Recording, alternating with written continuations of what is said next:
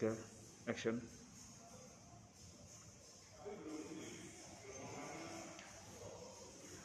Bismillahirrahmanirrahim. Assalamualaikum warahmatullahi wabarakatuh. Salam dahsyat luar biasa. Rekan-rekan sekalian, organisasi, apapun organisasi itu, fase pertumbuhannya bisa juga kita analogikan dengan pertumbuhan manusia. Kenapa disebut demikian?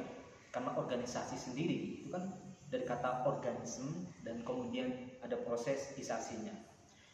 Jadi menganalogikan organisasi dengan pertumbuhan manusia adalah hal yang wajar, dan ini bisa menjelaskan bagaimana cara kita menghadapi atau mentreatment sebuah organisasi.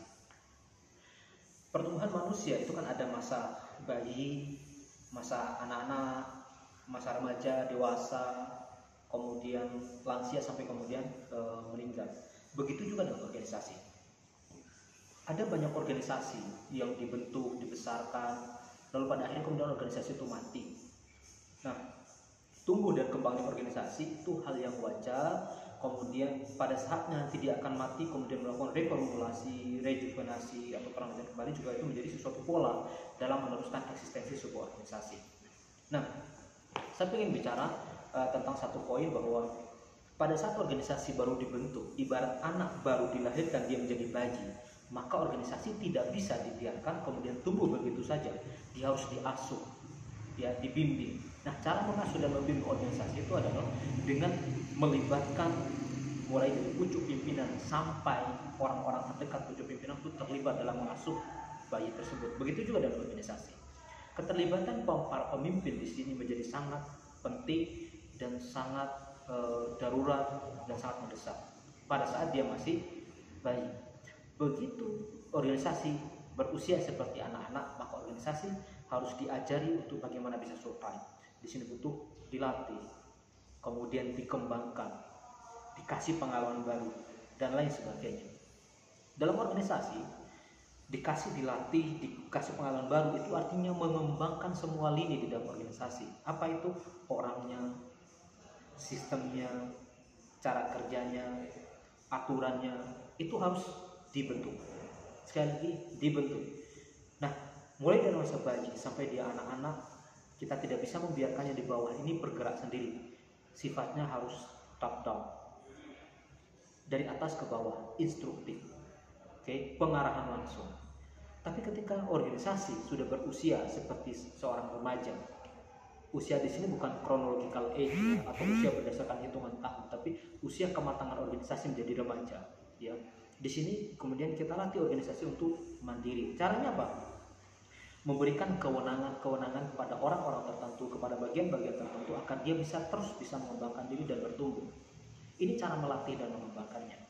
Sehingga pada saat nanti organisasi ini dewasa, ya, maka setiap orang dalam organisasi memiliki otonomi untuk mengembangkan organisasi tersebut. Maksudnya bukan setiap orang ambil alih kekuasaan, tidak, tapi dikasih kewenangan pada batas wilayahnya masing-masing. Maka di sini rekan-rekan sekalian, kita belajar tentang bagaimana memanage, ya, kemudian memberi disposisi, membagi, share power, kekuasaan dalam pengelolaan organisasi. Jadi kalau dia sudah organisasi itu sudah dewasa, maka setiap lini organisasi itu bisa bergerak sendiri-sendiri dengan catatan kejelasan arah di mana organisasi itu bergerak.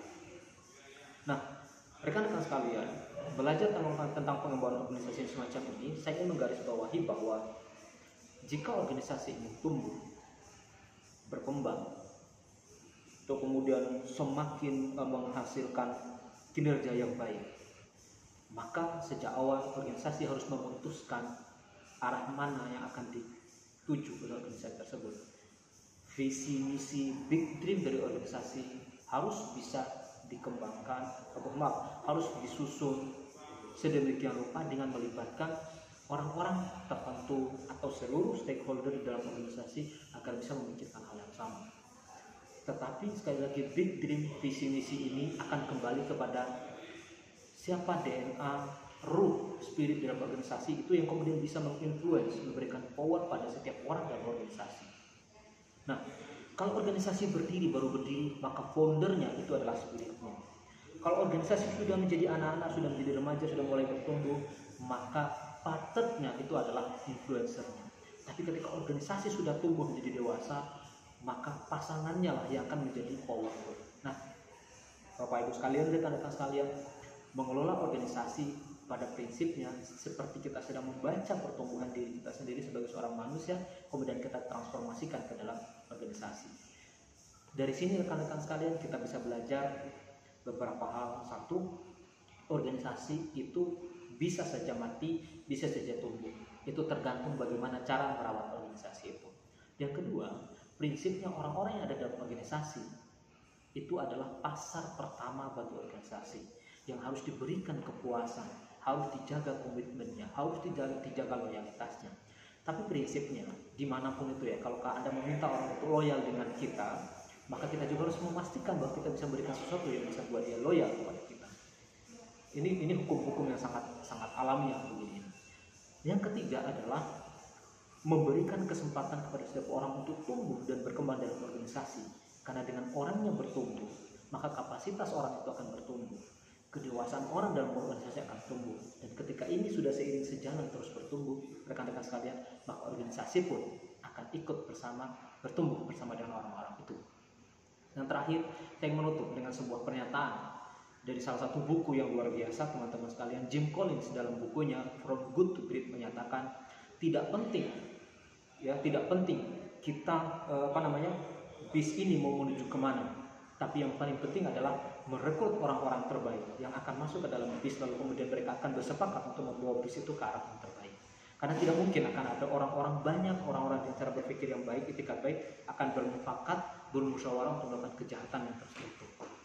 Karena itu, rekan-rekan sekalian, dimanapun para pemimpin organisasi, para peminat pengembangan organisasi, teruslah belajar untuk memberikan kesempatan organisasi bertumbuh yang melibatkan sebagian banyak atau semua atau seluruh SDM dan infrastruktur yang ada dalam organisasi. Dengan demikian, organisasi akan bertumbuh, berkembang, dan akan memiliki kinerja yang luar biasa.